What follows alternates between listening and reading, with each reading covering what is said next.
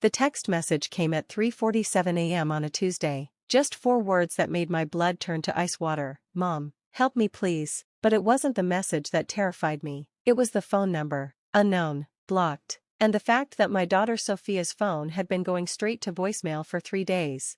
I'd been calling everyone. The school said she never showed up Monday. Her best friend Maya said she hadn't heard from her since Sunday night. Even her boyfriend Tyler was worried sick, texting me every hour asking if I'd found her. My stepfather Rick had shrugged when I asked if he'd seen her. Teenagers run off all the time, he'd said, not looking up from his sports betting app. She'll come home when she's hungry enough. But Sophia didn't run off. She was 16, responsible, the kind of kid who texted me when she'd be 5 minutes late from school. She had college applications due, a part-time job at the bookstore she loved, a boyfriend who worshipped the ground she walked on. She didn't disappear without a reason. I tried calling the number back immediately, straight to a dead line. Then I did what any desperate mother would do. I started driving. Every street, every park, every place she'd ever mentioned. Nothing. By Wednesday morning, I was ready to file a missing person report when my phone buzzed again. I'm okay, coming home soon, don't call police, please. This time, there was an address attached. Some warehouse district I'd never heard of, 40 miles outside the city. My hands were shaking so hard I could barely type back, on my way. But before I could leave, Rick appeared in the kitchen doorway. He looked terrible, pale, sweaty, like he hadn't slept in days, which was weird, because Rick could sleep through a hurricane. She texted you, didn't she? He said.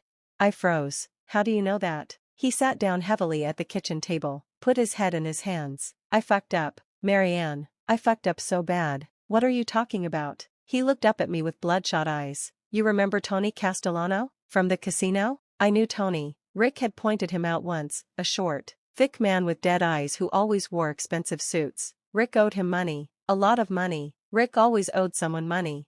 What about him? I owed him 50 grand, had a bad week, then a bad month, then, Rick's voice cracked. He said he'd break my legs, then he said he'd break yours. Then he saw Sophia's picture on my phone and he said maybe there was another way. The kitchen floor seemed to tilt under my feet. Another way? It was supposed to be temporary, just until I could get the money together. A few days, maybe a week, she'd stay at his place, be safe, and he'd forget about the debt. I couldn't breathe, actually couldn't pull air into my lungs. You gave Sophia to a loan shark? It wasn't like that. You sold my daughter? Rick flinched. I told her you knew. I told her it was your idea, that you'd talked to Tony yourself and arranged everything. She believed me because why wouldn't she? I stared at this man I'd been married to for 3 years. This man who'd walked Sophia to school when she was afraid of the neighborhood dogs, who'd taught her to change a tire, who'd cried at her honor roll ceremony. Where is she? I whispered. He gave me the address, the same one Sophia had texted. Tony's got a place there. He uses it for business. I didn't ask what kind of business. I knew. I'm going to get her. Marianne, you can't just watch me. I grabbed my keys, my phone, and the baseball bat Sophia kept by her bed for protection. Then I stopped and looked back at Rick. When I get back, I said very quietly, you'd better be gone. The warehouse was exactly what you'd expect from a loan shark side operation. Concrete walls, no windows, one heavy door with a guy in a cheap suit standing outside smoking a cigarette. He looked at me like I was an annoying gnat. You lost, lady? I'm here for Sophia. His face shifted. Oh, you're the mom. He made a phone call, spoke in rapid Italian, hung up. Tony wants to see you. The inside of the building made my skin crawl. It looked like a cross between an office and a bunker, expensive furniture, mixed with security cameras and metal doors that looked like they belonged in a prison. Tony Castellano was exactly as I remembered, except now he was looking at me like I was a business transaction instead of Rick's wife. Mrs. Morrison, please, sit. I remained standing. Where's my daughter? She's safe, comfortable. We've been taking good care of her. Let me see her. Tony smiled. It was the kind of smile that made you want to take a shower. Of course, but first, let's talk business. There's no business. Rick's debt is Rick's problem. Actually, Tony opened a folder on his desk. According to the papers your husband signed, the debt transferred to your household. Community property laws. You understand. I looked at the documents. They looked official, stamped, notarized. I didn't understand half the legal language, but I understood enough. You can't use a child as collateral. I'm not. I'm providing temporary housing while the debt is resolved. Very generous of me, considering the circumstances. That's when I heard it. A door opening somewhere behind me, footsteps, and then, Mom? I turned and saw Sophia in the doorway. She looked okay, tired, scared, but physically unharmed. She ran to me and I wrapped her in my arms, checking her over frantically. Are you hurt? Did they? I'm okay, she whispered, but Mom, I can't leave yet. They said you still owe them money. I looked over her head at Tony. How much? 50,000, plus interest, plus housing costs, plus inconvenience fees. He pretended to calculate. Let's call it 75. I don't have $75,000. Then I guess Sophia stays a little longer. That's when something inside me snapped. Not broke, snapped. Like a rubber band pulled too tight. Because I realized this wasn't just about money. This was about power. This was about a man who thought he could take my child and use her as leverage because I was just some suburban mom who wouldn't fight back. He was wrong. Actually, I said, pulling out my phone. I think there's been a misunderstanding. I scrolled through my contacts until I found the number I was looking for. A number I'd hoped never to use. Who are you calling? Tony asked. My ex-husband. Sophia looked confused. But Rick is not Rick, your father. See, here's what Tony Castellano didn't know about me. Before I was a suburban mom married to a gambling addict, I was married to someone else. Someone I'd divorced when Sophia was 2 because his import business was getting too dangerous for a family. Someone named Vincent Torino. Someone who controlled about 40% of the cargo coming through the port. Someone who still sent Sophia birthday cards and Christmas presents through lawyers because direct contact violated our custody agreement. Someone who'd told me once, very seriously, that if anyone ever hurt his daughter, they'd disappear. Vincent picked up on the second ring. Marianne, what's wrong? Someone has Sophia. The line went quiet for a long moment. Then, where? I gave him the address. They want $75,000. They want what? I explained quickly, Rick's gambling, the debt, the arrangement. I kept my voice calm, factual. I didn't mention that I was standing in the same room as the man who'd taken my daughter. I'll be there in 20 minutes, Vincent said. Don't do anything stupid, but I was already doing something stupid. I was smiling at Tony Castellano. Good news, I told him.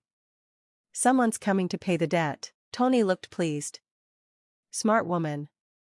I knew we could work this out. Oh, we're definitely going to work this out. 15 minutes later, 3 black SUVs pulled up outside. I could see them through the security monitors. Tony saw them too. Your ex-husband travels with an entourage? He asked. Vincent likes to be prepared. Tony's face went white. Vincent? As in Vincent Torino? You know him? Tony was already reaching for his phone, probably to call his own backup. But his phone wasn't working. Neither was mine, actually. Or any of the phones in the building. Signal jammer, I explained. Vincent doesn't like to be recorded. The front door opened without anyone knocking. Vincent walked in flanked by 4 men in expensive suits. He looked older than when I'd last seen him, more distinguished. But his eyes were exactly the same, dark, calculating, and right now, absolutely furious. He looked at Sophia first, checking her over the same way I had. Then he looked at Tony. You took my daughter. There's been a misunderstanding. You took my daughter. Vincent's voice was very quiet. Very calm. It was the same tone he'd used when Sophia was little and had done something dangerous, like trying to climb on the kitchen counter. Disappointed. Patient. Terrifying. The debt. What debt? Vincent looked at me. I explained about Rick, the gambling, the loan. Vincent listened without interrupting. When I finished, he turned back to Tony. So you're telling me that a man who isn't related to my daughter used her as collateral for his gambling debts? Community property. Do you see a wedding ring on her finger? I looked down. I'd stopped wearing my wedding ring 2 days ago when I first realized Sophia was missing. Somewhere deep down, I think I'd already known Rick was involved. She's not married to the gambler, Vincent continued.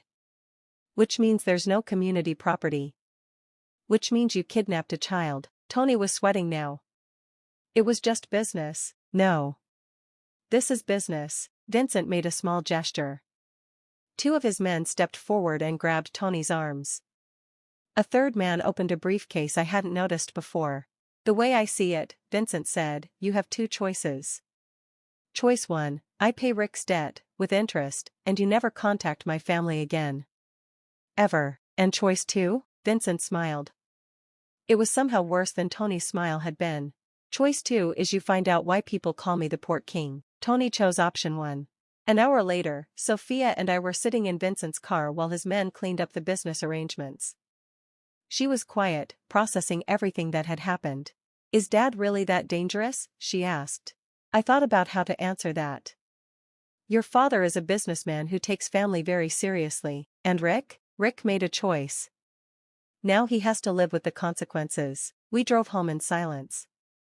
When we pulled into my driveway, Rick's car was gone. All his stuff was gone too. There was just a note on the kitchen table, I'm sorry. I'll pay back every penny. I crumpled it up and threw it away. Vincent stayed for dinner. We ordered pizza and pretended this was a normal family evening. Sophia told him about school, her job, her college applications. He listened like every word was precious, which to him, it probably was. After she went to bed, Vincent and I sat on the porch. Thank you, I said. She's my daughter too. I know. But I also know what you did to Tony wasn't just about the money. Vincent was quiet for a moment. Men like that, they think they can take whatever they want because nobody will stop them. They think women like you are easy targets. Women like me? Good mothers. Normal people. People who follow the rules and trust the system to protect them. He looked at me. But sometimes the system doesn't work. Sometimes you need someone who doesn't follow the rules. What happened to Tony? Tony is relocating. Permanently. Rick too, actually. I didn't ask where they were relocating to. I didn't want to know. The gambling debts, gone. Along with Rick's credit cards, bank accounts, and ability to use his real name anywhere in the state. Vincent, he sold my daughter, Marianne. My little girl who still sends me drawings for Father's Day even though I haven't been allowed to see her in 14 years. You think I'm going to let that slide? I didn't argue. Because honestly, I was glad. I was glad Tony was gone, glad Rick was gone, glad they'd never be able to hurt my daughter again. What happens now? I asked. Now you change the locks, get a security system, and let Sophia decide if she wants to have a relationship with her father. And if she does? Vincent smiled, and for the first time in years, it was the smile I'd fallen in love with. Then maybe we can all figure out how to be a family again. A different kind of family, but still a family. 6 months later, Sophia got into Columbia with a full scholarship. Vincent sent flowers.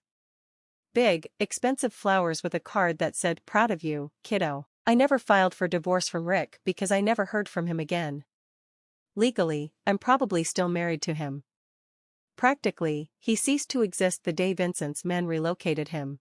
Tony Castellano's warehouse was sold to a legitimate shipping company. The casino where Rick racked up his debts suddenly had new management. Very professional, very by the books. No more backroom loans. And me? I learned something important that day. Sometimes being a good mother means more than just following the rules and trusting the system. Sometimes it means knowing when to call in the wolves. People ask me if I regret marrying Rick, if I regret not seeing the signs earlier. But here's the thing, if I hadn't married Rick, I never would have been in a position where Vincent needed to save us. And Sophia never would have gotten to see her father step up when it mattered most. She's 18 now, starting college in the fall. She calls Vincent every Sunday, and he's teaching her Italian. She's also taking self-defense classes and carries pepper spray, because she learned the same lesson I did. Sometimes the people who are supposed to protect you are the ones you need protection from. But when the people who love you show up, they show up completely. And sometimes that makes all the difference.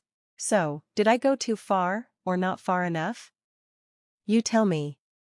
Because when someone sells your child, the only acceptable response is making sure they can never hurt anyone's child ever again.